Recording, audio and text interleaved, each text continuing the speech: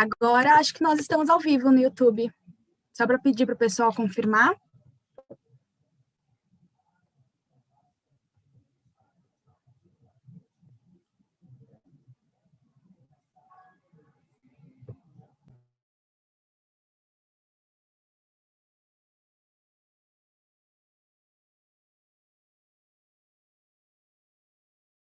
Como que faz, Gabi? Se eu entrar no YouTube do Ensino, eu consigo ver.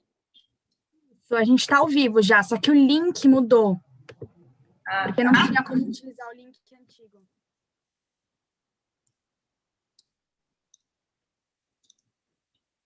Boa, voltamos. Obrigada, Gabi. Não precisa do link. Já tem ele? Oi? Como faz, Gabi? Se eu entrar no Ensino, eu consigo ver.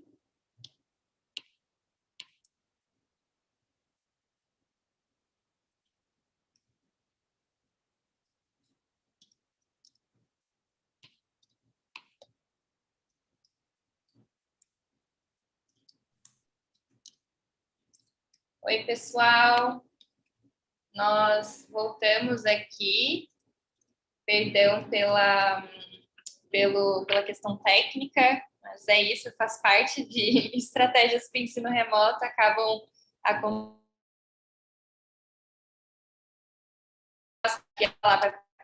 A gente vai pular o vídeo, que acaba tendo uma interferência quando vocês estavam assistindo, e ela vai continuar a partir daí, tá bom?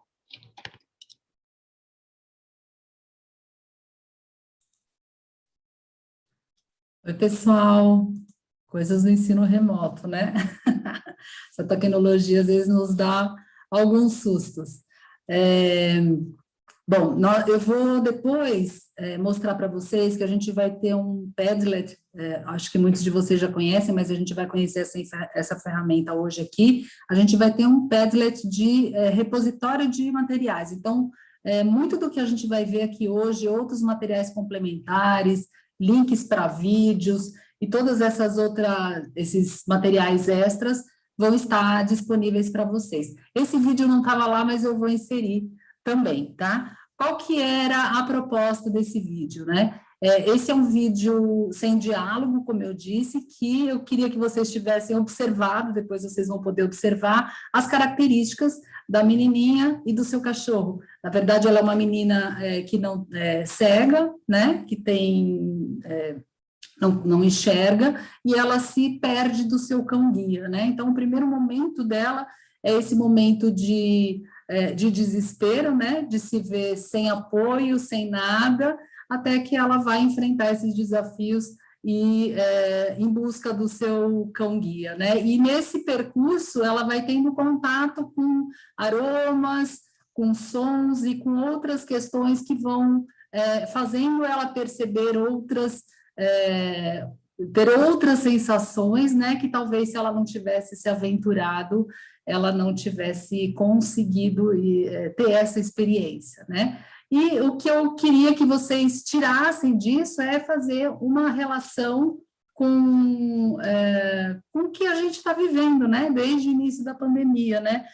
O quanto a gente teve que, de um momento para o outro, né, investir nesse escuro, nessa caminhada para muitas pessoas que da noite para o dia tiveram que se apropriar de novos recursos, de novas maneiras de mediar as nossas aulas, né? Então, eu vou deixar depois para vocês essa reflexão. Então, quando vocês tiverem a oportunidade de acessar o link e assistir o vídeo, de tentar perceber essas características, né, desse nosso impacto inicial, do receio, dos nossos medos, né, de enfrentar realmente esse desconhecido, que ainda continua sendo desconhecido, né? Hoje mesmo a gente teve aqui esse momento, né, de apreensão, porque a gente nunca vai estar pronto para todas as questões que possam acontecer, isso tanto no ensino remoto quanto no ensino presencial, né? Nós não temos bola de cristal, então a gente precisa sempre mediar situações de acordo com as ferramentas e as possibilidades que a gente tem. Então, vai ficar aí para vocês fazerem essa reflexão depois, tá? Eu queria trazer para vocês aqui, fazendo relação, inclusive, com essa nossa reflexão inicial, alguns números que foram trazidos a partir do formulário que vocês responderam, né? Também para trazer essa questão de o quanto nós somos um grupo diverso, né? Nós estamos aí falando de escolas rurais, escolas urbanas, escolas que as pessoas precisam se deslocar por meio de barco, enfim. E esse momento remoto, ele está sendo ainda mais desafiador para essas pessoas que lecionam nessas escolas tão distantes e que precisam se reinventar ainda mais, né? Então, a gente pode ver aqui que a grande parte das pessoas que fez a inscrição, ela já tem mais de 10 anos que está lecionando, né? Mas nós temos aí uma parcela de 10% com menos de 2 anos e outros com até 5 anos. Sabemos que muitos têm essa prática presencial, que é o que tínhamos aí até o início do ano passado, né? Com relação às etapas de ensino, a grande maioria aqui também é de ensino fundamental e de ensino médio, mas a gente tem também aqui 24% de outras etapas que a gente entende aí que pode ser educação infantil, ensino fundamental 1 até graduação, pós-graduação, e muitos de vocês, 30%, dão aula em mais do que uma etapa, né? Então, como é difícil a gente se organizar e tentar pensar em recursos que sejam aderentes para todas as necessidades, né? E na questão de quanto se sentem confortável com o tema, que é trabalhar com esses recursos, com a tecnologia, com recursos remotos mediados pela tecnologia ou não, né? Então, 49%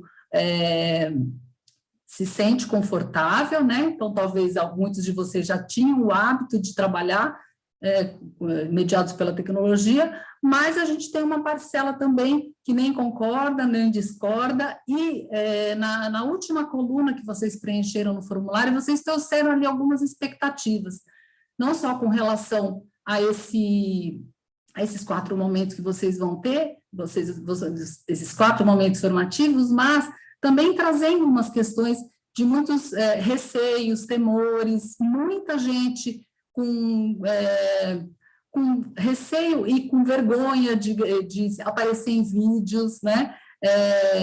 Questão de trabalhar com inclusão nesse modelo remoto e tantas outras que vocês trouxeram, que a gente vai procurar. Logicamente que a gente não vai conseguir atender um universo, hoje acho que a gente está com mais de 1.000 pessoas, mas foram quase 2.500 pessoas que responderam a esses questionários, mas a gente vai procurar trazer algumas possibilidades, né? E aqui no nosso último gráfico, é a forma como a maioria de vocês está trabalhando nesse momento. Então, está bem distribuído entre aqueles que estão no ensino híbrido, tanto presencial como virtual, outros com aulas só gravadas, enviadas, e aulas virtuais em tempo real. Bom, e nesses 2 dias, desses 2 primeiros dias, a gente vai passear por esses temas, né? Então, hoje a gente teve a nossa abertura, vamos falar um pouquinho dessas concepções, né?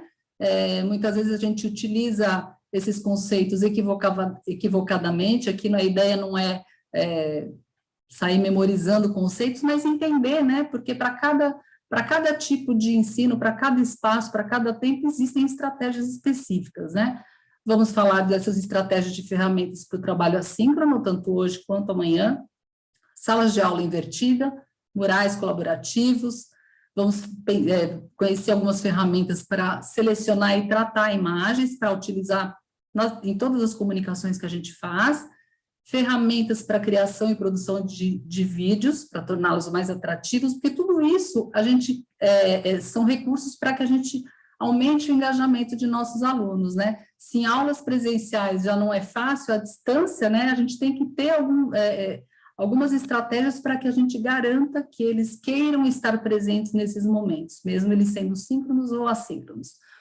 Uso pedagógico de aplicativos e das redes sociais, outras estratégias falando da gamificação, né? Por que que a gamificação é tão envolvente, né? E tentar fazer também algumas conexões, sabendo aí que muitos dos alunos estão já com foco no mercado de trabalho, até nos projetos de vida deles, fazendo essa conexão do que é de fato uma aprendizagem contextualizada, significativa, e de que maneira a gente faz isso remotamente, garantindo que a gente vá contribuir para que esse aprendizado ele seja de fato utilizado no cotidiano e no dia a dia de cada um. Bom, vamos falar então um pouquinho desses tempos, espaços, né, de ensino e aprendizagem.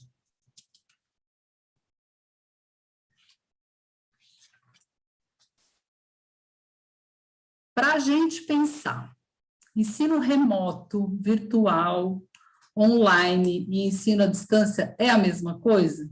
Gostaria que vocês escrevessem aí no chat o que vocês acham.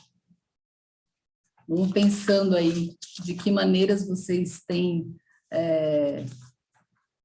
mediado essas aprendizagens, conforme vocês trouxeram, né? A gente viu que tem um grupo bem diverso com relação a isso. Então, gostaria que vocês escrevessem por aí. Se vocês acham que é a mesma coisa, não é a mesma coisa.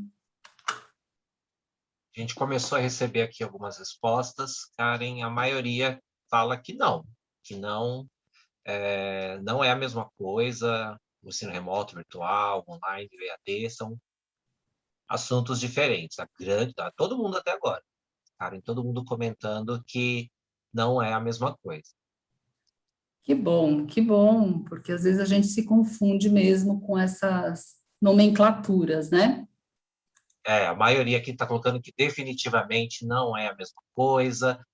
Todo mundo mesmo está falando. Alguns colocam que ainda não conseguem distinguir a diferença entre um e o outro, mas que eles sabem que não se trata da mesma coisa.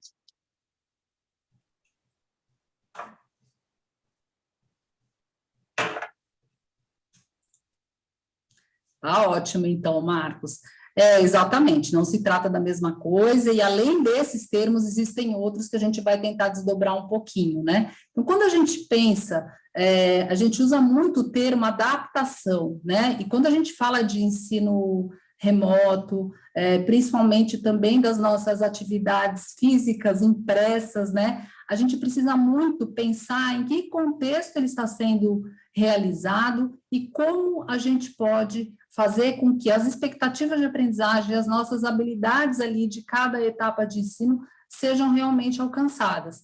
É a mesma coisa, fazendo um paralelo, né, a educação com um jogo de futebol, né, a gente tem o futebol do campo, o futebol profissional de campo, né, e o futsal, né, cada um deles, eles têm diferentes espaços, as quadras têm diferentes dimensões, o número de jogadores é diferente, né? As regras, a maioria são iguais, mas os tempos são diferentes também.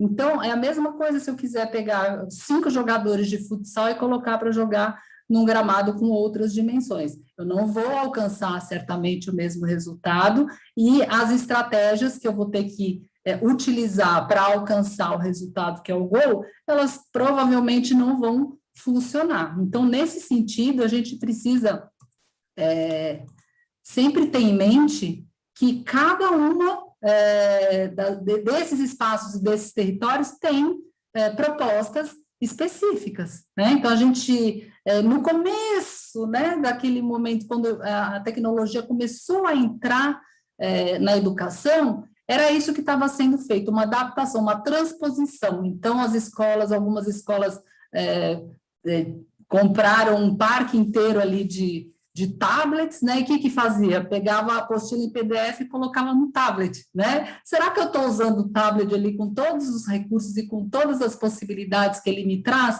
Não, certamente não, né? Então, a gente precisa entender que para o ensino, para cada espaço e tempo e modelo de ensino, a gente tem propostas específicas para que a gente possa alcançar o sucesso nas expectativas de aprendizagem para cada uma das nossas propostas. Então, o ensino virtual que a gente é o ensino mediado pela tecnologia, né? Então, ele pode ser tanto síncrono como assíncrono, né? Então, síncrono acontecendo ao mesmo tempo, como nós estamos aqui agora, ou numa videoconferência, ou assíncrono, que a gente vai ter inúmeras possibilidades, né? Desde as atividades impressas, né? Que a gente está tendo uma grande adesão nesse momento, até participação em fóruns, a utilização de mídia, de redes sociais e outras propostas que a gente vai passear por elas aqui também. Ensino remoto não é virtual, como vocês bem disseram, somente virtual, né? Então, remoto quer dizer distante. Então, ele pode ser mediado pela tecnologia ou não, né? Nosso primeiro contato, nossa primeira ímpeto é a gente relacionar essas duas palavras como sendo sinônimas, mas elas não são. Online, quando a gente está conectado, né, pode ser em tempo real ou não, então se eu estou fazendo uma atividade online, eu preciso ter uma conexão, seja no celular, seja no computador. O ensino à distância, ele vem de muito tempo, né, no passado, aí pessoas aí da minha geração conheceram bastante, né, esqueci o nome agora, que era do Universal, né, que a gente fazia por correspondência, diversos cursos ali, e ele remete de muito tempo atrás. Então, o ensino à distância, hoje, ele tem um conceito de que você tem uma plataforma específica, você tem uma trilha programada para isso, você tem um passo a passo, você tem um tutor, você tem diferentes estratégias e um curso com determinada carga horária, que tem começo, meio e fim. Nós, da Elos Educacionais, trabalhamos muito com o ensino à distância e híbrido também, então, ele não é simplesmente porque eu estou remoto que eu estou à distância, que eu estou fazendo parte de um curso à distância, né? Esse curso ele é programado, planejado, as universidades utilizam muito também.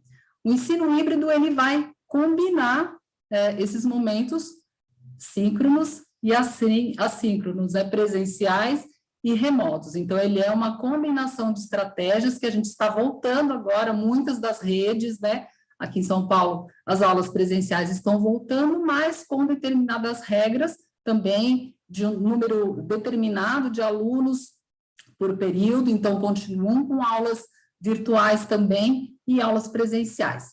O ensino remoto emergencial, que ele surgiu no início da pandemia para solucionar essa questão, a dificuldade de continuar trabalhando presencialmente, porque o momento exigia esse distanciamento social. Então, foram feitas ações urgentes, né, decisões urgentes, que acabaram trazendo, no primeiro momento, realmente uma adaptação, né? Então, é como se fosse um ensino também à distância, só que ele não teve todo esse planejamento prévio, porque ele chegou de um momento para o outro. Então, todas essas ações de ensino remoto emergencial, elas estão sendo planejadas em tempo real para que seja dado conta das necessidades de acordo com as questões que cada rede está enfrentando nesse momento. E, como já dissemos bastante aqui também, os dois modelos em tempo real ou não, né? Então, que são as atividades assíncronas e as atividades síncronas, em que estamos ao vivo, ao mesmo tempo, trabalhando.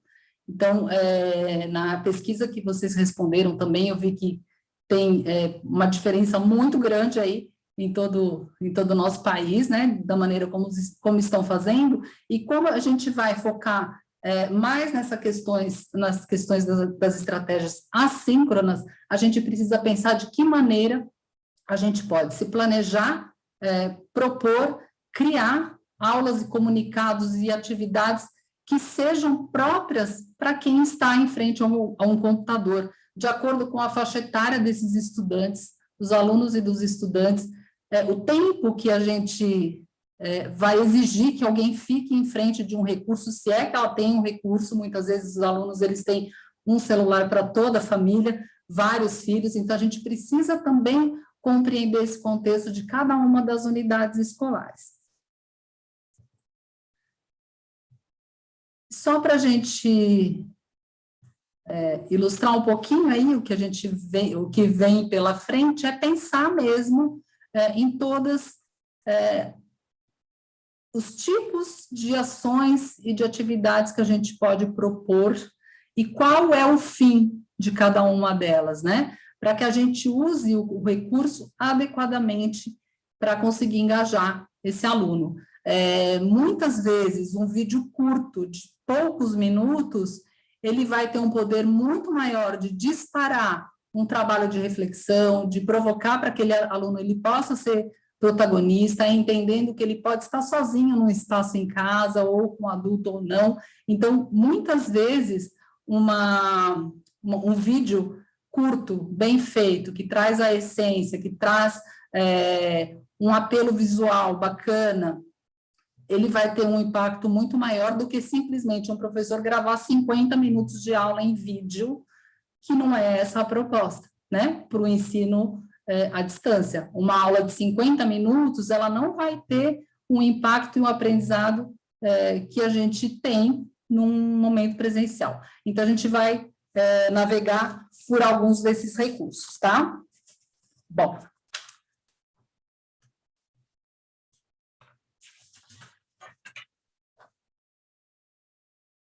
Um outro termo, né, que a gente usa bastante, e que também é bem antigo, né, a gente pensa que é algo mais recente, é o conceito da sala de aula invertida. A sala de aula invertida, muitas vezes fala assim, invertida porque está de ponta cabeça, porque os alunos enlouquecem a gente, né? Na verdade, não é. É a forma de pensar.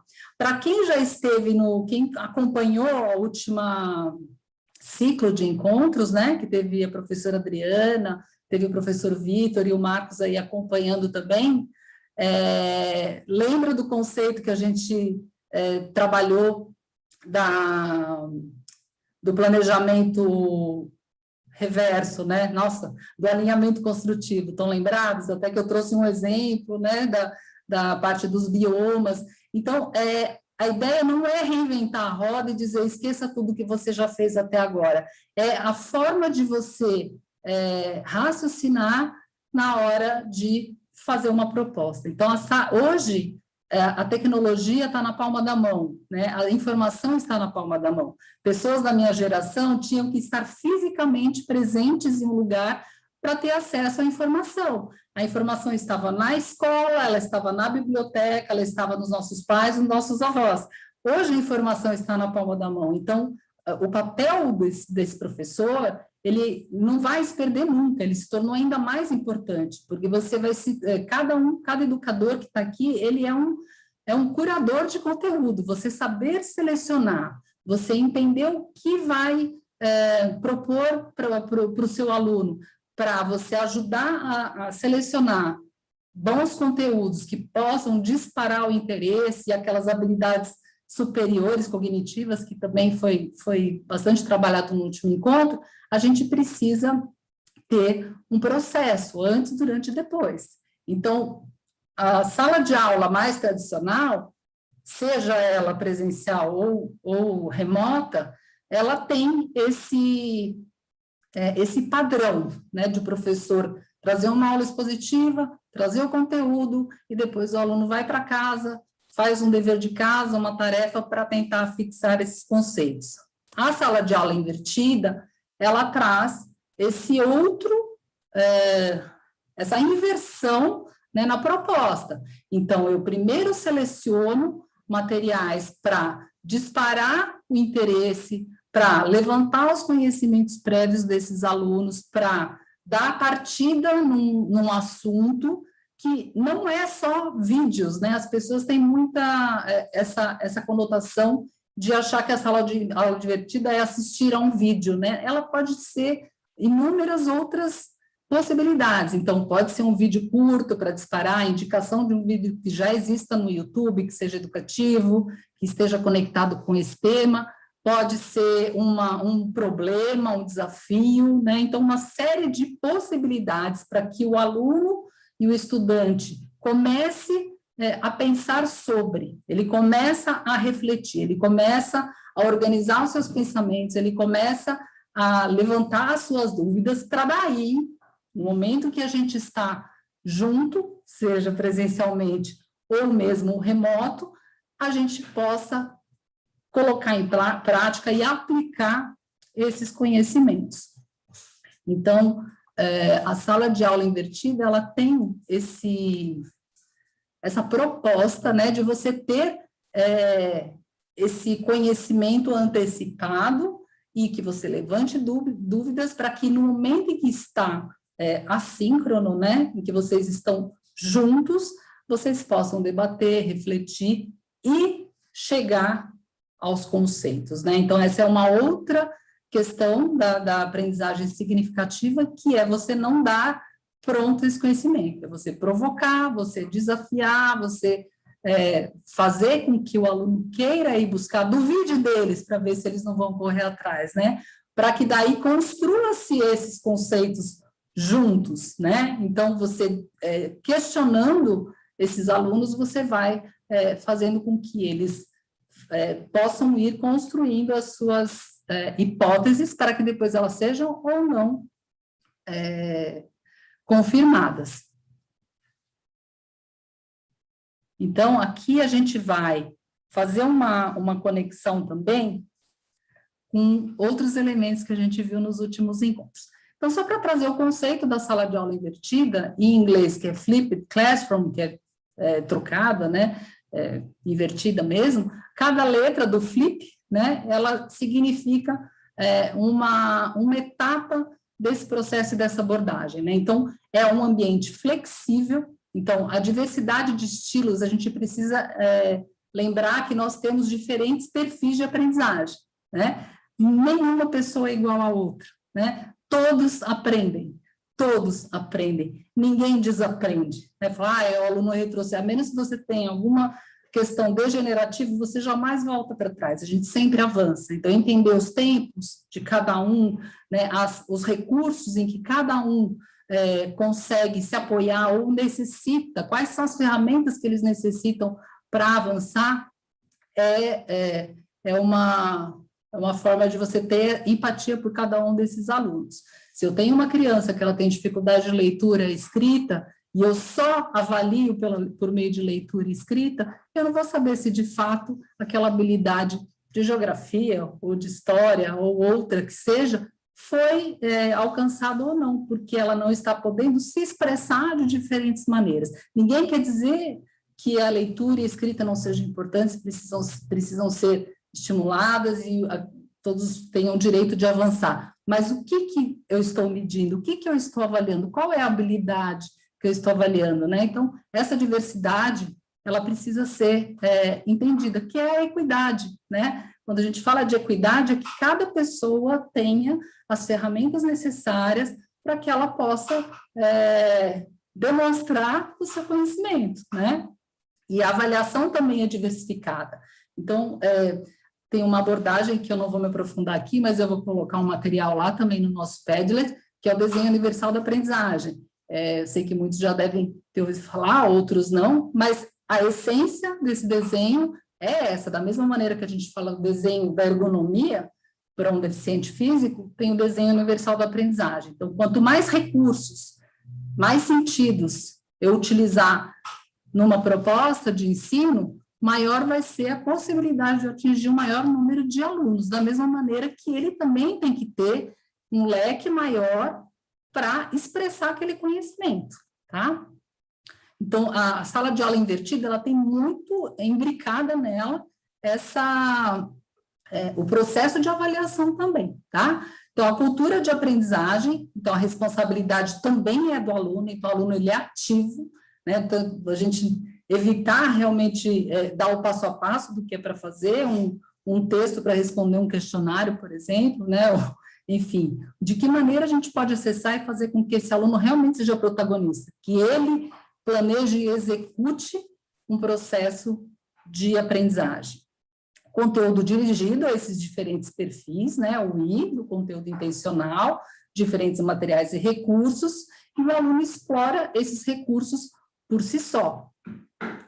E o P, que é o educador profissional, como a gente falou, nunca vai perder o seu papel, o professor, né? Porque o professor, ele vai ter essa leitura, acompanhamento longitudinal desses alunos, o feedback, então essa avaliação e o feedback é sempre muito importante, a gente entender que o erro faz parte do processo e ele é riquíssimo, né, para a gente compreender como vai avançar ou não, e isso é muito importante, os canais de compartilhamento entre os educadores. Aqui a gente está no momento, eu estou um pouco mais aqui, né, à frente, mas eu sei que esse bate-papo aí deve estar pipocando de pessoas conversando, compartilhando, e muitas vezes a gente vê isso se perder, né? Então, esse compartilhamento, ele é muito importante também.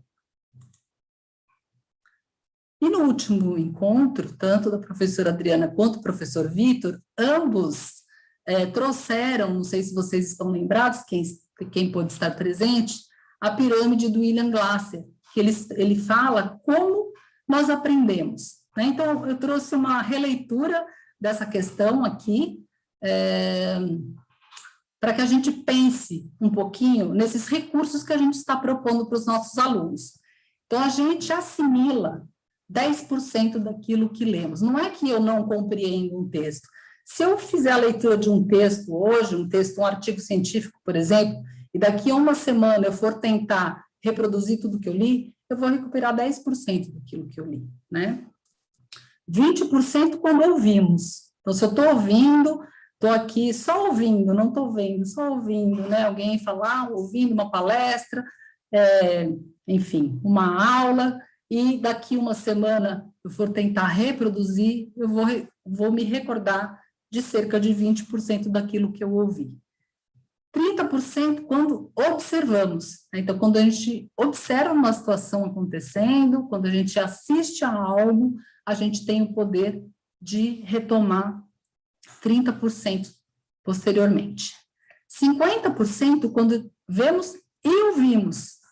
A gente tem um sentido a mais aí trabalhando durante uma informação. Então, agora vocês estão vendo e ouvindo, né? Certamente, essas imagens, elas também vão fazer conexão com as relações e com os conhecimentos, com a rede que vocês já construíram desses conhecimentos.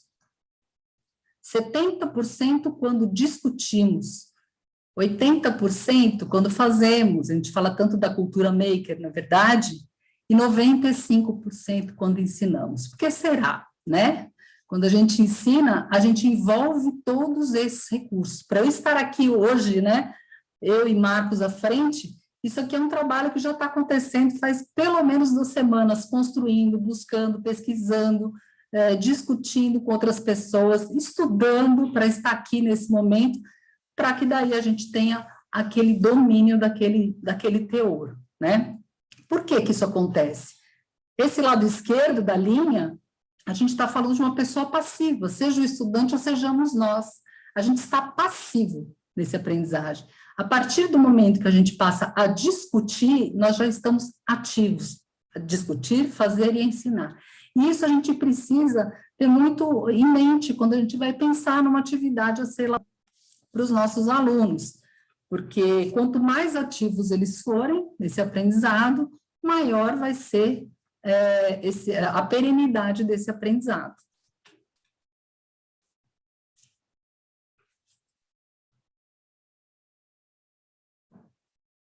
Bom, e antes da gente continuar, eu queria que vocês registrassem no Mentimeter, vai ser disponibilizado esse link aí para vocês.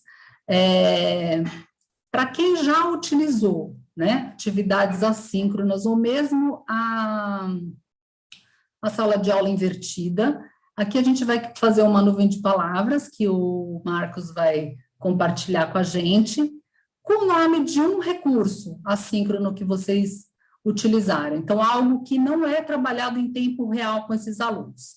Tudo bem?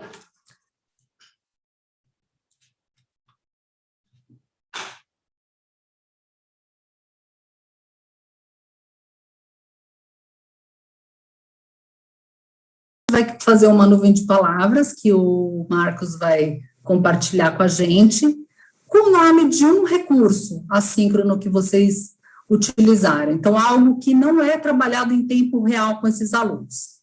Tudo bem?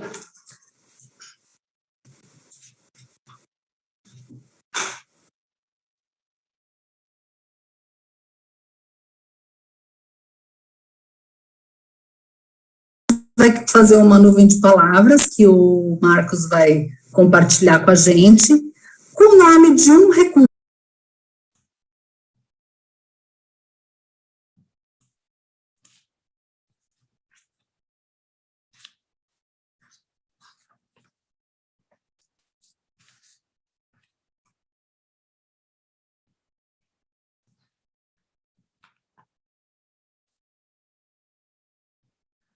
Bom, pessoal, estamos de volta. Acho que estamos com um problema aqui hoje.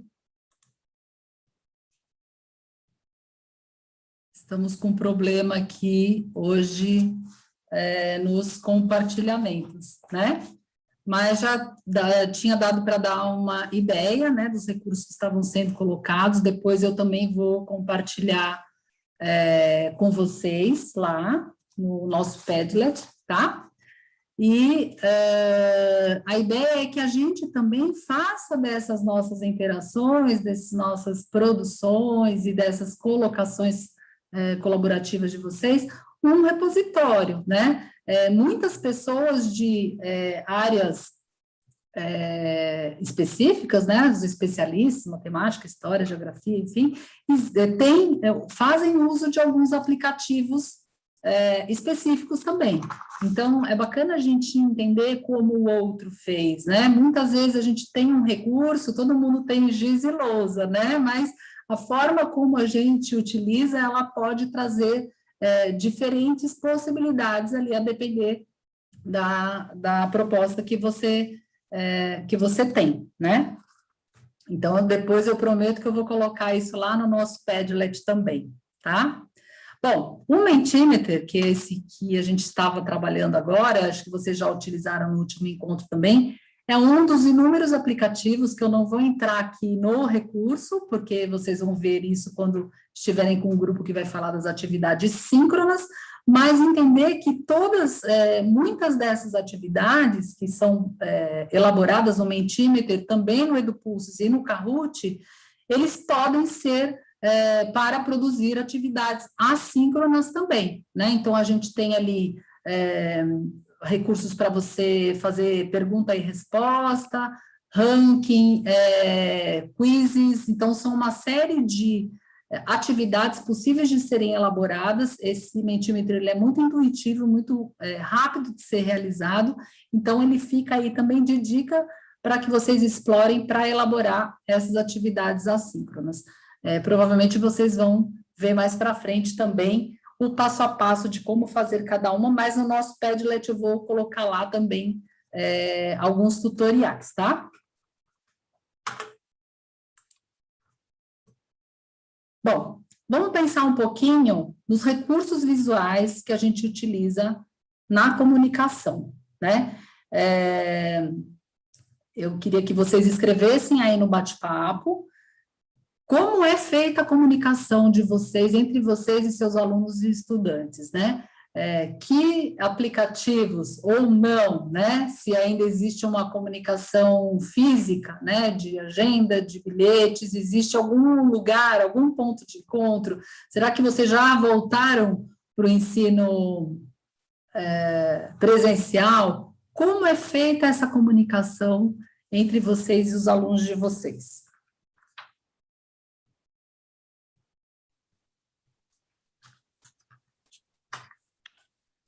Gente, cara, está comentando que é pelo WhatsApp, alguns têm usado o Google Sala de Aula, através do Meet, tem bastante, o Meet e o WhatsApp tem sido a maior forma de comunicação entre os alunos à distância, Karen. Ótimo. Esses são mais universais, né? O WhatsApp e o Meet, ele já, desde antes da pandemia, ele já era utilizado como recurso, né? Eles eram utilizados como recursos, né? Então, a gente vai pensar, quando a gente, principalmente no WhatsApp, mesmo no Meet, na produção de uma apresentação, de um PPT ou de uma aula, o cuidado com a parte visual e como a gente constrói esses elementos é muito importante. Então, a gente vai aqui conhecer, para quem já conhece, reconhecer, né? O Canva. O Canva é uma plataforma muito intuitiva, riquíssima, muito ágil, né? Então, a gente precisa fazer esse enfrentamento, né? Eu vi ali na pesquisa que muitos de vocês têm esse receio, né? Da parte da tecnologia, de criar, de produzir aulas, né? Então, primeiro que a gente vai falar das imagens em si, né? Da comunicação. Então, esse é um aplicativo, canva.com, também vai estar lá no nosso Padlet, que assim que você entra, você já tem um cardápio, um menu ali do que você quer utilizar, né? Então, tem apresentações, tem comunicados, tem até e-books e tem também um estúdio de vídeo que a gente vai ver um pouquinho mais para frente, infográficos. Então, tem milhares e milhares de recursos gratuitos, existe, como todo aplicativo, também pagos, né? Mas vocês com recursos gratuitos conseguem fazer muita coisa, né? E aí vocês podem também selecionar por tipo de recurso que você vai utilizar e em que meio você vai utilizar. Então, tem, por exemplo, imagens prontas para o Instagram, no tamanho do Instagram. Então, você vai simplesmente modificar uma letra, uma informação, colocar ali uma data, um horário, ou um chamado ali para um momento, para uma expectativa desses alunos, para que você possa fazer com que esses elementos de comunicação eles sejam mais atrativos, né? Aqui, por exemplo, é um guia do estudante que ele está pronto ali, aprendendo em casa. Então, ele tem um passo a passo do que fazer, como se organizar, como você cuidar do tempo.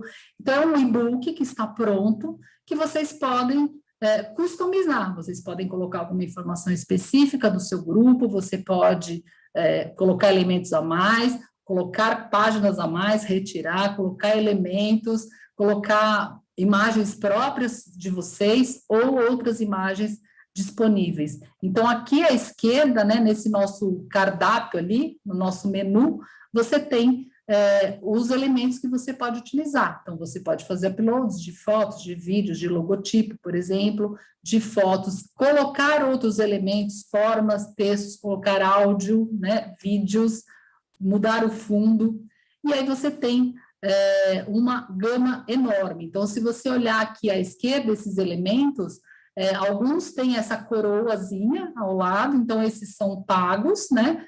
Mas você tem uma gama muito grande de elementos e recursos, você pode colocar na busca a palavra que você quer colocar, ali está em inglês, mas você pode colocar em português também que ele busca. E você pode filtrar só pelas gratuitas, então você vai customizando esse seu comunicado, ou um e-book, ou que seja uma simples imagem para enviar para o WhatsApp. Aqui à esquerda, por exemplo, é um que eu fiz há um tempo atrás, né, para lembrar, né, a gente marca um encontro e a gente manda um recadinho de lembrete. Então, ele já tem a medida certa para o WhatsApp. Às vezes você vai mandar, a gente cria uma imagem para o WhatsApp e a hora que você coloca ela no grupo, ela sai cortada, ela sai estourada, né? Então, ele já tem ali a dimensão adequada para o recurso que você vai querer utilizar. Infográficos, né? Então, aqui tem, por exemplo, 3 infográficos, no caso, esses aqui, sobre a lei de Newton, né? Os estados da matéria, o ciclo da vida. Então, o infográfico ele já tem muitos modelos prontos que você pode também alterar e customizar. É possível começar do zero também, mas nem há essa necessidade de tantos recursos que você tem à disposição. Bom, mas a gente precisa entender que sempre que a gente vai utilizar uma imagem, depois vocês vão ter acesso a essa apresentação também, ou um vídeo, ou uma música, quando ela vai ser distribuída, não é para o seu uso pessoal, ela tem que ser livre de direitos autorais. Muitas vezes a gente sai ali no Google pegando imagens, você clica lá e fala, essa imagem pode ter direitos autorais, né? E a gente peca, né? Não pode, né? Então, esse é um cuidado muito grande que a gente tem que ter. Se vocês observarem, em todas as imagens que eu coloquei aqui, ela tem ali a origem do link, e existem muitos sites com imagens livres, né, gratuitas. Então, esse é um elemento muito importante para que vocês não deixem de prestar atenção nisso. Então, todas as imagens utilizadas em comunicados, apresentações, precisam ter o uso livre de direitos autorais. E foi criado na internet, até para você organizar um pouco mais, que as pessoas postam tudo, né, o Creative Commons, que é um conjunto de licenças que foi criado para compartilhar produções intelectuais gratuitas na internet. E existe um recurso, que a gente vai ver logo mais, de você buscar essas imagens no Google, somente as que têm direito livre.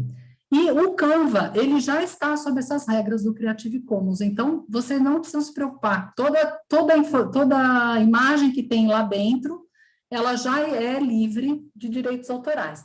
O cuidado que vocês precisam ter quando vocês vão fazer o upload de alguma outra imagem que já não esteja na plataforma do Canva, tá? Então, lá vocês podem compartilhar tranquilamente. Como que a gente faz isso no Google? Né? Então, para a gente buscar uma imagem livre no Google, quando a gente digita lá na caixinha de endereços, né? Você digita o que você está buscando e coloca em imagens. Acho que isso a maioria das pessoas, para quem está na área de educação aí, acho que já faz isso com bastante frequência, né? Nem todo mundo conhece, né? Que tem todas aquelas abinhas que a gente tem, o tudo, né? Que aparece tudo na internet, e a gente pode colocar lá mapas, o shopping e imagens. Então, nesse caso aqui, das tulipas, eu digitei tulipas, lá na caixa de busca, em imagens, e depois olha aqui a sequência, 1, 2, 3. Ali, quando você tem no cantinho ferramentas, ao clicar em ferramentas, ela vai aparecer os tipos de licença que as imagens têm. E aí vocês vão clicar em licenças Creative Commons. Então, essas tulipas que estão aqui, elas já são gratuitas, vocês podem até ver ali na descrição, imagem gratuita, tá vendo? Elas já são livres para utilizar. Só que aí vocês têm que indicar a fonte, tá? Então, vocês coloquem ali imagem Creative Commons, certo? E, como eu disse, existem inúmeros outros sites que disponibilizam também recursos livres, tá? Então, por exemplo, o FreePic, freepik.com, ele tem ali, você faz a busca, ou como fiz a busca pela palavra lousa, tá vendo? E aí eu já tiquei essa caixinha de uso livre, né? Alguns são mais fáceis, como esse, que tem já essa opção. Outros, você tem que primeiro abrir a imagem para depois saber se o uso é livre ou não. Se vocês quiserem usarem muito também, existem pacotes para vocês comprarem imagens, mas com o número de recursos que a gente tem gratuitos, não existe essa necessidade, a menos que seja algo muito específico, de uma área muito específica, é possível a gente encontrar esses recursos disponíveis. Então, tem muitos outros sites, e eu vou colocar lá no nosso Padlet também uma matéria que fala, que disponibiliza 59 sites de imagens livres, tá? Vale a pena navegar e buscar por essas imagens. Bom, uma outra possibilidade da gente encontrar imagens livres de direitos autorais é no próprio Word, dentro do Office, ou no próprio PPT também, no PowerPoint, que é do pacote Office, a gente pode fazer isso. Então, quando vocês forem utilizar o Word, ele tem muitas opções, principalmente professores que utilizam, às vezes, por exemplo, tirinhas, né, dos personagens da Mônica, do Calvin, do Armandinho, enfim, tirinhas, capas de revista. Geralmente, essas atividades, mesmo no Google, se você colocar lá no Creative Commons, não vai aparecer praticamente nada, né? Então, a gente vai... o Google, dentro do Word, desculpa que eu estou vendo um recadinho aqui do lado, dentro do Word a gente pode buscar essas imagens, tá? Então, vocês vão clicar em imagens online, tá vendo que aqui a caixinha desse Creative Commons, ela já é estaticada, né? Então, aqui as imagens que vão aparecer, elas já são livres de uso, tá? Então, aqui eu coloquei pássaros, por exemplo, e aí você escolhe o pássaro que quiser e solicita para inserir. E aí eu inseri o meu pássaro. E mais um recurso que às vezes a gente tem quando, por exemplo, você tem uma foto da turma, né? Você tem 5 pessoas ali, mas vocês querem colocar essas pessoas com a Torre Eiffel no final, atrás. E aí você tem o contorno dessas pessoas que você precisa retirar para fazer essa imagem ficar uma imagem como se fosse PNG, não sei se vocês já viram na internet, que é aquela que não tem o fundo. Então, dentro do PowerPoint, você consegue fazer isso. Eu peguei o meu pássaro aqui e eu vou aqui à esquerda, tá vendo? Remover o pano de fundo. O que eu fiz? Quando eu removi, ele apareceu, essa parte que está cor de rosa, ela vai ser removida. Só que não é isso que eu quero, tá vendo? Que ficou uma parte aqui que eu não queria, eu quero só o pássaro. E aí você vai com esses dois elementos. Um pouquinho que a bateria está desligando aqui. Só um minutinho.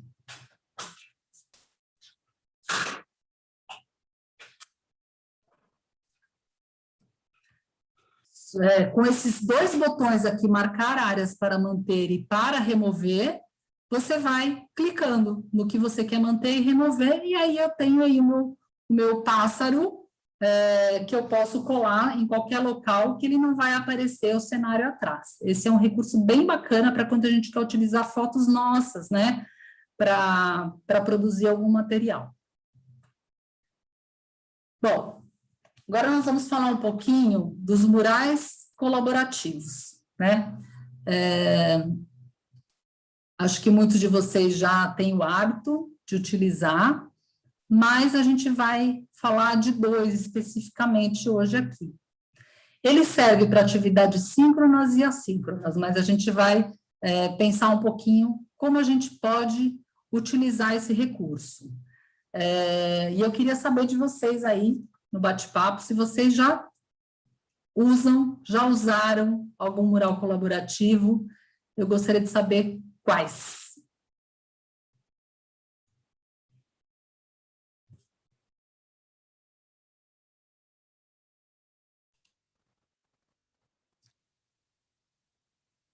A Karen, os professores estão respondendo aqui. A gente já tem professor que conhece o Jamboard.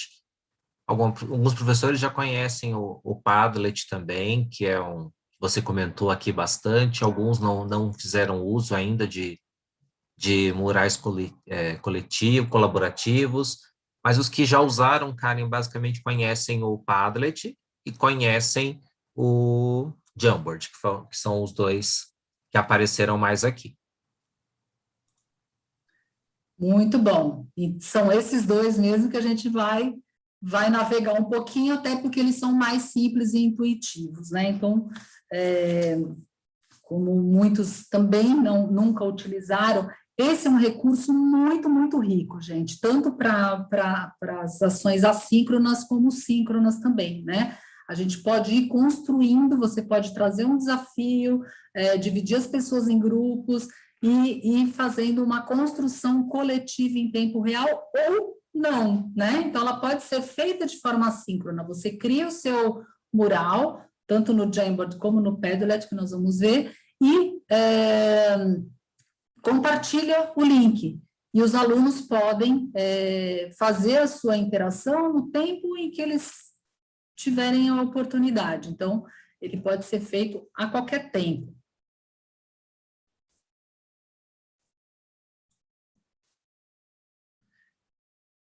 Então, a maioria realmente utiliza o Padlet e o Jamboard, porque o Padlet e o Jamboard, eles já vêm conectados, né?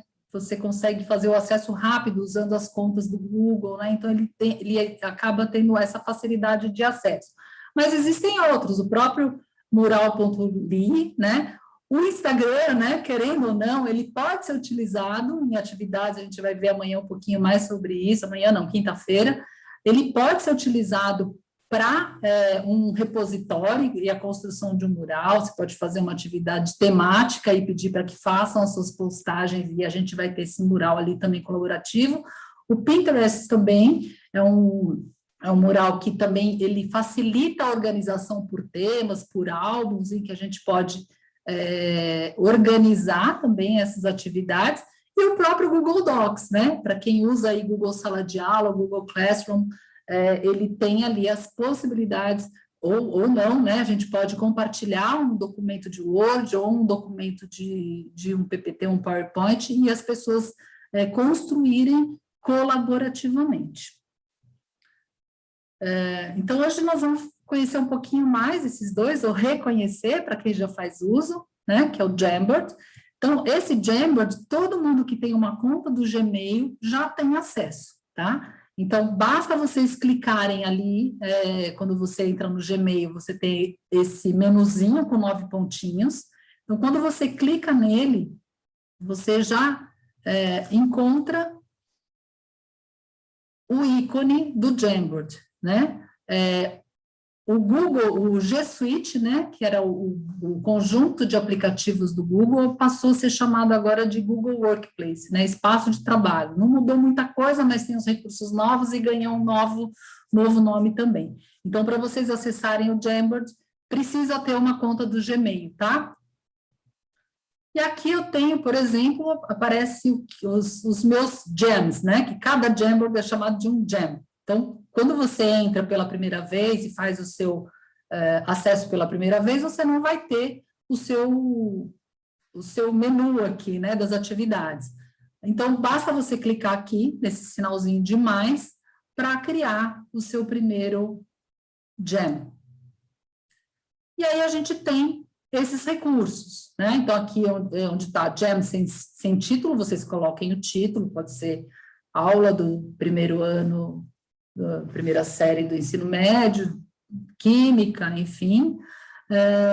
E aí a gente tem essas ferramentas, né? Então, a caneta para escrever livremente, a borracha, a flechinha para você movimentar algo e selecionar, inserir uma nota autoadesiva, que é o post-it, imagens, formas, texto e esse laser. O laser é como um laser mesmo. Quando você passa na tela, ele funciona mais para as aulas síncronas, né? Não nas assíncronas, mas todas as outras ferramentas servem para ambos. Mas o laser, ele faz aquele desenho. Se você estiver ao vivo com seus alunos, você pode riscar a tela e ele vai riscar e vai sumir como se fosse um laser mesmo. E aqui em cima, à direita, você vai acrescentando como se fossem vários slides. Então, aqui, cada uma das ferramentas, quando você clica nelas, ela abre outras possibilidades, né, de cor, espessura, formas, e o plano de fundo, tamanho de fonte, tudo isso você consegue selecionar. A nota autoadesiva, que é o post-it, então você pode escrever a sua mensagem aqui, que você quer colocar, e ela vai aparecer dessa maneira aqui. Esse em verde é um post-it, esse outro amarelinho, você pode modificar o tamanho dele, você pode selecionar e movimentar pela página. E aqui a gente tem, por exemplo, poderia ser uma aula sobre o marxismo, por exemplo, sobre o socialismo, que você poderia ter um ou mais slides e encaminhar para os alunos como uma sala de aula invertida, pedir para que eles contribuíssem, aí vai depender da forma como você vai salvar esse documento, né, se ele vai poder ser editado ou não, como normalmente quem usa já Gmail, usa salvar os documentos em nuvem, isso sempre vai acontecer, né, que é Karen, Oi? Só para complementar um pouco também no Jamboard, ele é um aplicativo, né, como você mesma falou, do Google, que ele faz parte do pacote Google, então por isso ele pode ser associado com outros aplicativos. Muitos professores aqui comentaram que faz uso do Google Meet com os alunos. E o Jamboard, ele pode ser utilizado, ele pode ser aberto, um Jamboard, como ele é uma ideia de um quadro branco, no meio de uma aula que você está fazendo no Google Meet, por exemplo. Tem essa opção de você abrir um Jam no meio do seu Meet, que surgiu a necessidade ali com a sua turma, onde você precisa comentar alguma coisa do tipo. Então, você pode usar o Jamboard por isso.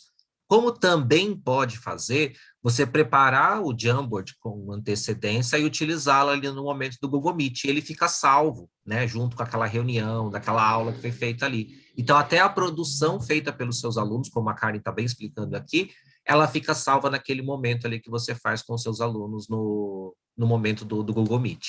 Então, ele pode ser associado. Pode ser usado de outras formas também. Mas como muitos aqui falaram que usa o Meet para a interação com os alunos, o Jamboard é um ótimo aliado para esses momentos, tá? E o Jamboard, ele é um aplicativo gratuito do Google, faz parte do pacote básico, ele não é pago, tá bom? Isso mesmo, muito bom, Vinícius. Obrigada aí pela sua... Eu adoro bate-papo, viu? Você pode ficar bem à vontade aqui, cada vez que puder contribuir, porque você está ali, né? Com o pezinho na sala de aula também. É isso mesmo, ele é um quadro branco, né? O board em inglês é quadro, né? Lousa, enfim.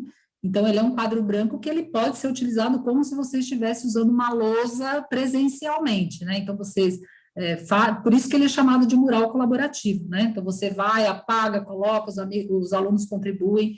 Então, existem muitas maneiras de utilizar. E, realmente, ele faz parte do Google Workplace, que é o antigo G Suite, e é totalmente gratuito também. E aqui são só algumas possibilidades, né? Então, os alunos podem inserir imagens, podem fazer comentários, você pode fazer tudo o que você faz presencialmente, mas usando aí a criatividade, pode colocar GIFs animados que eles vão ter ali um outro apelo também para poder produzir os jams. Então, aqui são algumas das possibilidades. E na hora de compartilhar, que sempre a gente precisa ter esse cuidado, sempre que você vai compartilhar um documento, seja no Google Docs, ou seja em qualquer nuvem, você precisa dar a autorização que você deseja para que as pessoas, ou eles vão só ter o acesso para a leitura, ou eles vão poder editar. Então, no caso, se é para ele ser colaborativo, se é para os alunos também escreverem, então você tem que colocar ali a opção editor. E depois copiar o link ali, só clicar em copiar link e enviar para os alunos, por e-mail, por WhatsApp e por outros meios de comunicação que vocês tenham com eles. E aí pode compartilhar e você pode salvar, como também acho que o Marcos comentou, né? Você pode salvar e depois compartilhar a produção coletiva com eles. Bom, o Padlet é campeão de audiência, e eu sei que muitos de vocês já utilizam. É um recurso muito bacana, porque ele deixa a gente organizar todas essas produções de formas mais diversas possíveis. Então, esse é um outro mural colaborativo, também ele tem recursos gratuitos, a única coisa que existem alguns recursos que é só para a versão paga, mas os gratuitos são excelentes. O único problema é que, às vezes, ele tem um limite de produção de murais, né? Então, se você quer guardar tudo, né, talvez você precise de uma conta paga, mas você pode utilizar alguns, pode salvar em PDF, encaminhar e ir apagando para abrir espaço para outros Padlets. Então, esse aqui é um exemplo de um Padlet pronto, esse é um que eu mesma construí para um grupo que eu estava trabalhando, com pílulas da língua, aquelas coisinhas mais recorrentes, né, aqueles equívocos comuns. Então, cada uma desses quadrinhos, ele tem um recurso. Então, ele tem um PDF para ser baixado, ele tem um vídeo, ele tem um tutorial, ele tem uma página da internet, você pode fazer o que você quiser ali para inserir nesse seu mural. E você pode deixá-lo fechado, para só você publicar, ou aberto para contribuir, e a gente vai ver algumas possibilidades aqui. Esse é um outro Padlet, da autoria de uma formadora muito querida nossa, Elaine, também. que ela é professora de educação infantil, então o que ela faz? Ela faz um diário de bordo dela, do processo dela. Então, esse é um diário de bordo de um mês, tudo que ela fez, as reuniões que ela participou, as festas e os planejamentos que ela fez, os livros, os links, as lembranças que ela teve. Então, a gente fala tanto, né, da importância do registro, a gente sabe o quanto é importante, só que muitos de nós, né, perderam esse hábito, né? Então, o registro, ele é muito importante para a nossa autoavaliação, para o nosso avanço, para a gente poder resgatar, né, esse percurso como educadores. Então, esse é um exemplo de um diário de bordo feito por uma professora. Para isso, o que a gente vai fazer? Vocês vão selecionar o endereço padlet.com, se inscrever, e ele já vai dar as opções. Você pode já entrar direto com a sua conta Google, que é bem imediato, ou inserir o e-mail e senha para fazer o seu acesso. Selecionar, se vocês quiserem, né? Acho que todos vão querer, o acesso gratuito, e aí a gente vai criar um Padlet. Então, você vai clicar nesse botão rosa, e aqui a gente tem os tipos disponíveis. Então, a gente tem o mural, a gente tem tela, lista, grade, coluna, conversa, mapa e linha do tempo. Cada um tem um propósito, né? O mural, ele vai organizando as postagens em sequência. O tela é o que eu mais gosto de usar e é o que eu uso bastante, inclusive o que vocês vão ter acesso dos materiais é em tela, porque o que acontece? Você pode reorganizar. Então, lá eu tenho materiais do encontro de hoje e de quinta-feira. Já tem lá, eu vou falar para vocês não darem spoiler, não olhar os de quinta-feira, tá? Mas o que acontece? De repente, eu estou aqui hoje e já falei para vocês, nossa, eu vou disponibilizar aquele vídeo que deu problema no início. Se eu tivesse feito o mural, esse vídeo ele ia lá para o final. Como eu estou nesse tela, eu consigo reorganizar, eu puxo as coisas do segundo dia para cá, coloco o vídeo lá, e eu posso fazer conexões entre uma postagem e outra, como essas flechinhas estão mostrando. Então, por exemplo, eu tenho lá alguns recursos que a gente vai trabalhar hoje, quinta-feira, que eu coloco um link para vocês saberem mais sobre esse recurso, e depois eu coloco um vídeo que vai falar disso. Então, eu conecto essas duas informações, mesmo que elas estejam distantes, você já, quando acessar, você vai conseguir seguir o caminho de mais postagens com o mesmo tema. Lista, grade, enfim, cada um tem um foco. Essa de coluna é bacana, às vezes você vai fazer trabalho em grupo, você divide em colunas, cada um para um grupo e cada um vai escrever na sua coluna. E hoje, no finalzinho, a gente vai tentar... Talvez o Marcos não compartilhe, mas eu vou querer que vocês preencham, porque depois vocês vão ver o resultado, que é de colocar um mapa, e você pode fazer toda e qualquer atividade envolvendo mapas e localização também. E a linha do tempo, né, que é bacana para trabalhar. A primeira coisa que a gente pensa é em aulas de história, né, mas a linha de tempo pode ser para contar a história da sua vida, pode ser para uma viagem, enfim, são todas recursos bem diferentes que a gente pode utilizar. E aqui tem o passo a passo de construção. Eu vou colocar também lá no nosso material um tutorial de como fazer, mas ele é bem intuitivo. Primeira coisa, ele já abre essa barrinha lateral, né, e vai pedir para você colocar um nome, então você coloca o título e você vai clicando em próximo, ele vai te dando esse passo a passo, né, para você inserir um fundo, para você escolher a fonte, né, e aí você vai fazendo as suas escolhas e publicar. E aí, depois que ele está publicado, para a gente fazer as postagens, a gente clica no sinalzinho de mais, que fica no canto direito da tela, e faz a postagem. E aí você pode colocar um título que ele fica destacado, um pouco maior, escrever alguma coisa, e aí você tem essas possibilidades de fazer um upload, de colocar um link, de colocar um endereço na internet, uma imagem.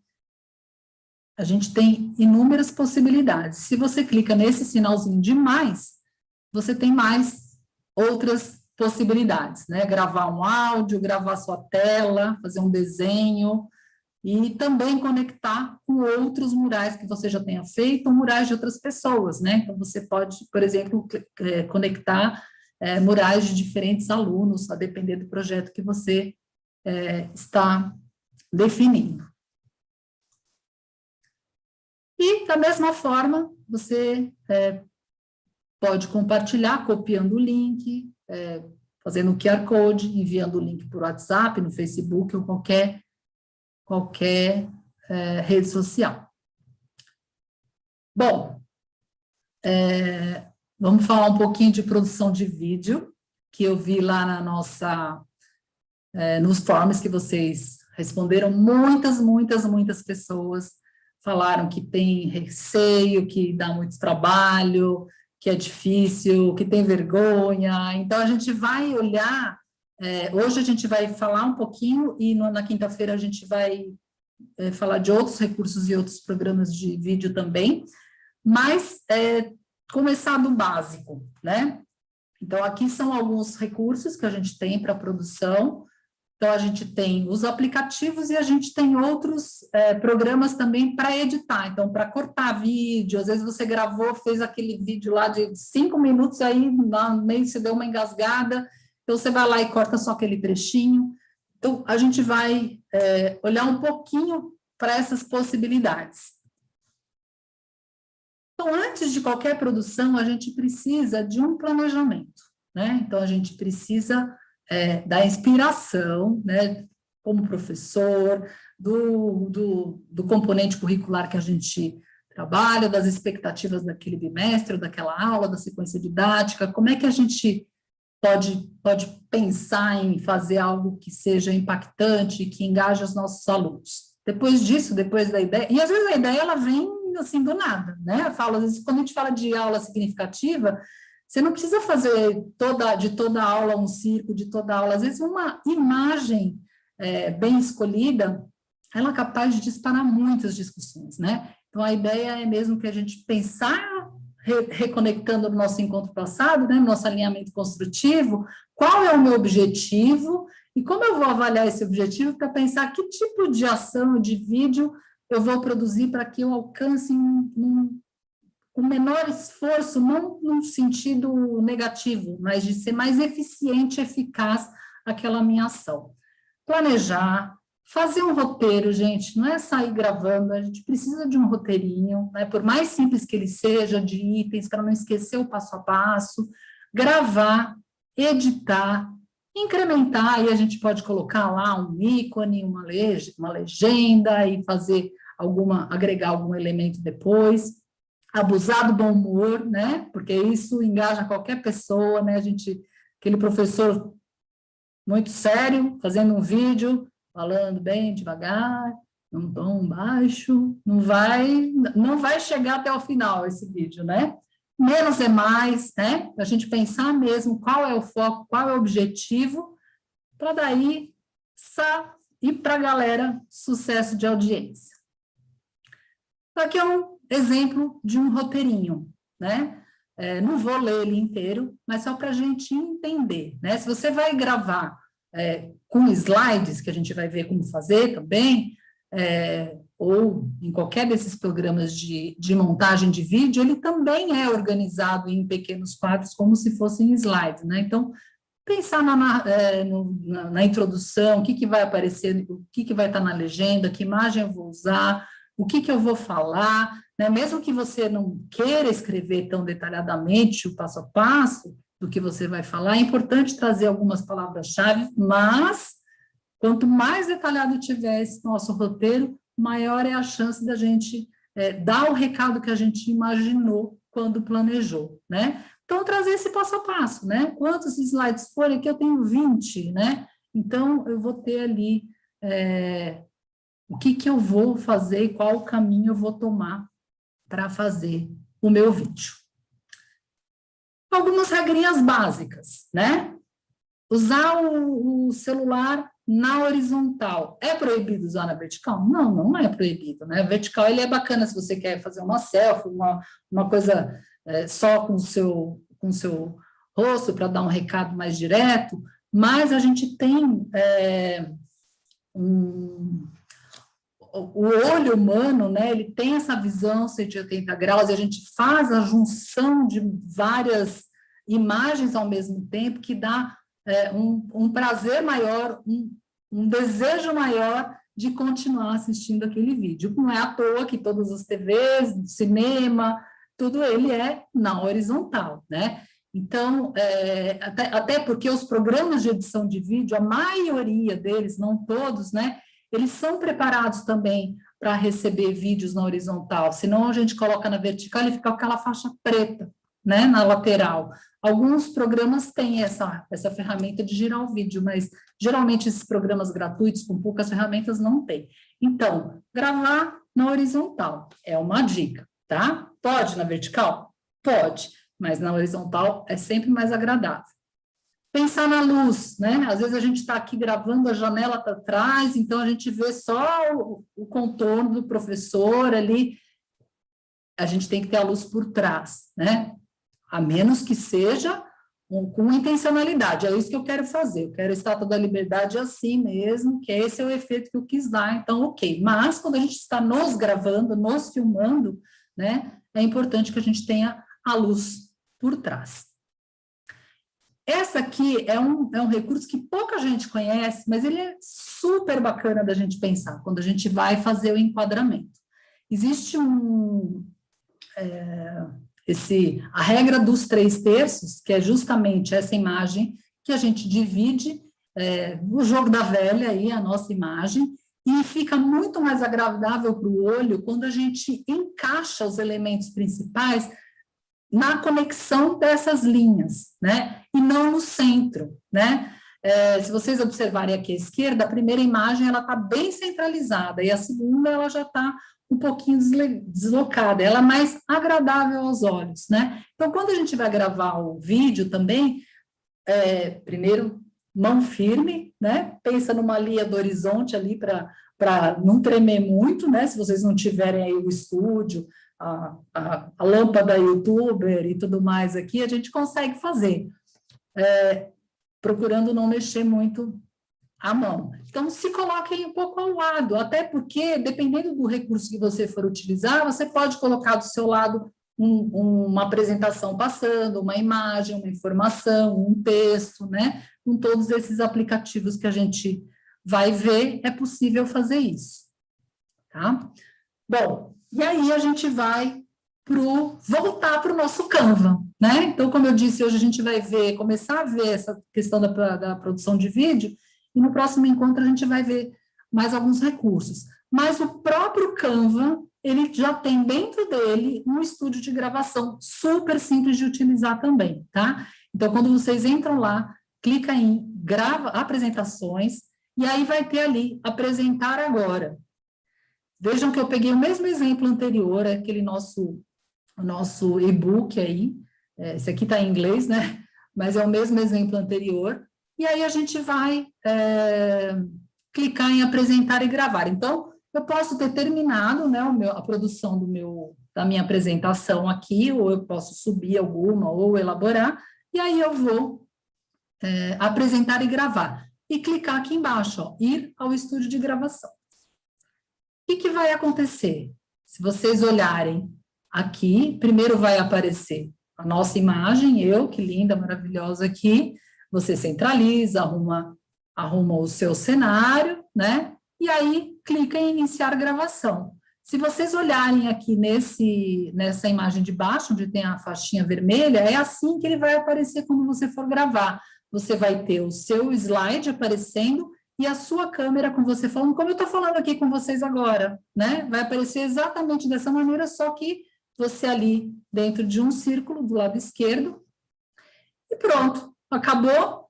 Vai salvar, copiar o link e vocês vão ter uma videoaula pronta, uma aula ou um informativo que vocês queiram dar, com todos aqueles outros recursos, né? Então, aqui eu já estou trazendo o momento em que você vai gravar um vídeo, depois de já ter feito toda a customização, que você pode começar do zero ou pegar elementos ali que já estavam disponíveis para isso.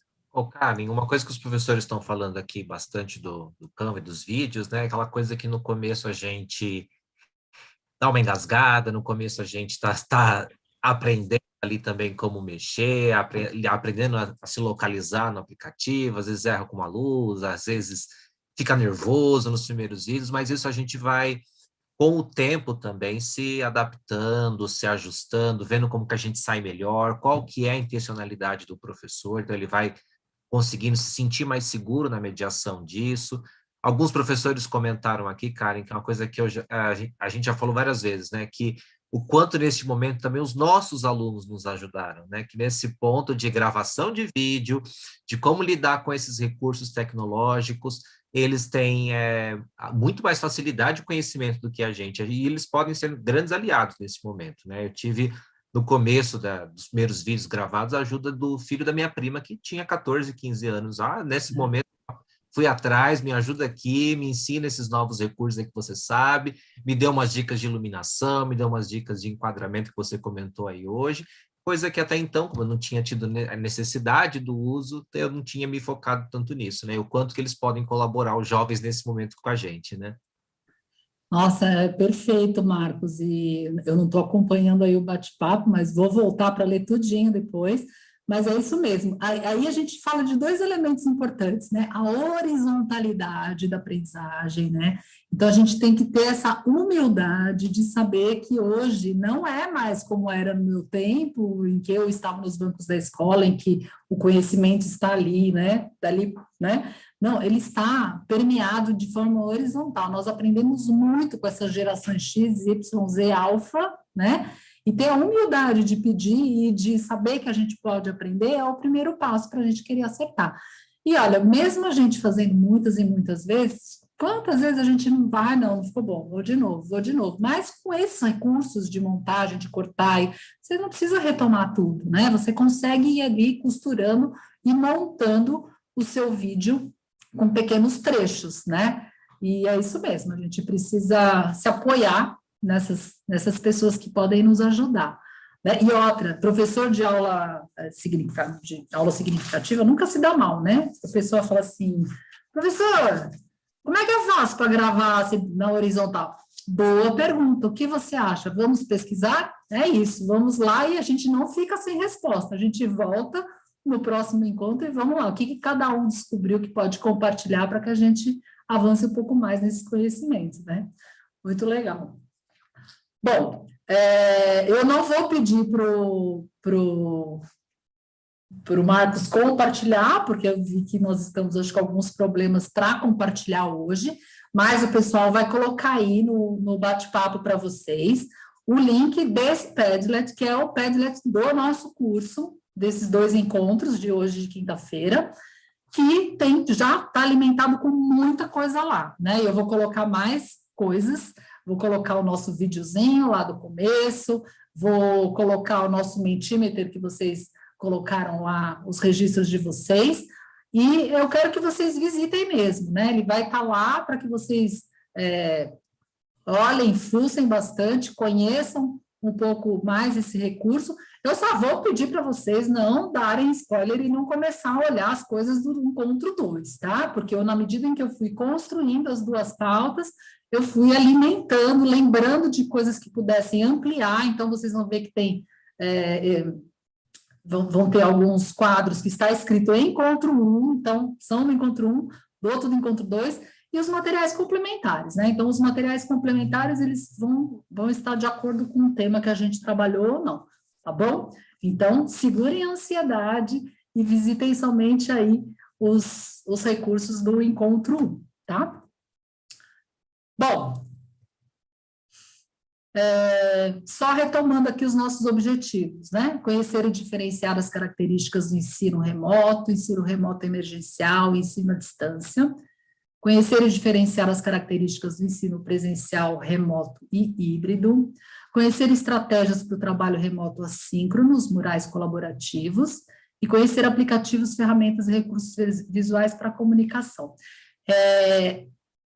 Apresentar os objetivos, retomar esses objetivos é sempre muito importante em qualquer processo de aprendizagem, né? A gente já comentou, foi comentado nos encontros anteriores, a ideia é que todos saibamos de onde partimos e onde queremos chegar. Então, deixar numa aula presencial, deixar esses objetivos expostos ali, ele ajuda tanto aos estudantes como aos professores a traçar esse caminho mais curto pensando em eficiência, não em um ensino raso, mas na eficácia das propostas das atividades que a gente quer alcançar.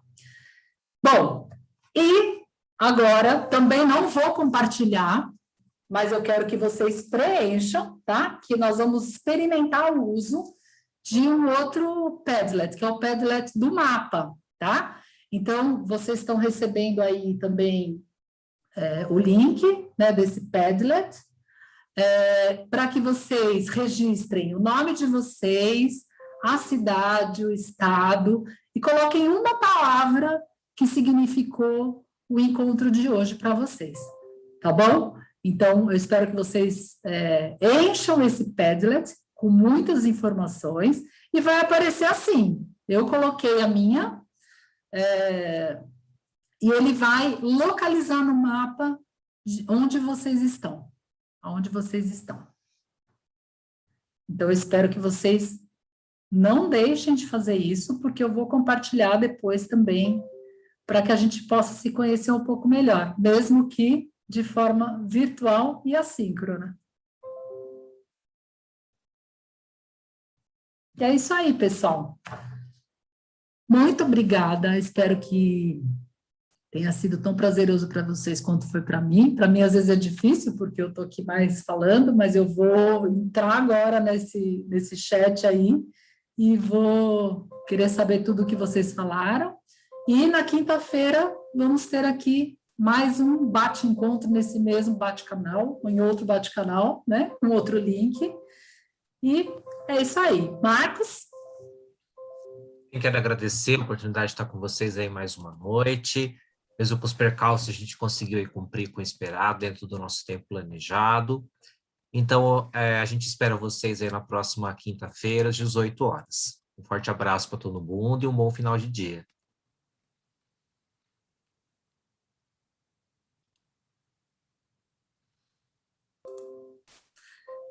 E essa apresentação aqui também vai estar lá no nosso Padlet, tá bom? Estão ouvindo barulhinho aqui? Eu estou super feliz. Cada barulhinho desse aqui é uma pessoa colocando lá o seu nome e a sua localização. Espero que vocês gostem. E beijo grande e até quinta-feira. Karen, Marcos, super obrigada aí pela disponibilidade de vocês, pela facilitação. Estou muito feliz aqui de olhar os comentários do pessoal, dizendo que foi um dia muito proveitoso, apesar dos percalços que a gente teve aí com a tecnologia. Então, muito obrigada, pessoal, por terem tido paciência enquanto a gente resolvia aqui. Já estamos com lições aprendidas para quinta-feira, que é o nosso... Só nós aqui agora? Não, tá transmitindo ainda. Então tá bom. Você pode só tirar a apresentação, que aí a gente aparece nós duas lá para o pessoal. Ótimo. Então, muito obrigada pela participação, por estarem tão ativos aí no chat. Quinta-feira a gente retorna às 18 horas pelo canal do Ensina Brasil mesmo. E a gente manda para vocês o formulário, esse link do Padlet por e-mail, para que vocês consigam acessar, caso vocês não consigam clicar aqui no link do chat. Então, a gente se vê aí na quinta-feira. Muito obrigada, pessoal. Obrigada. Até quinta.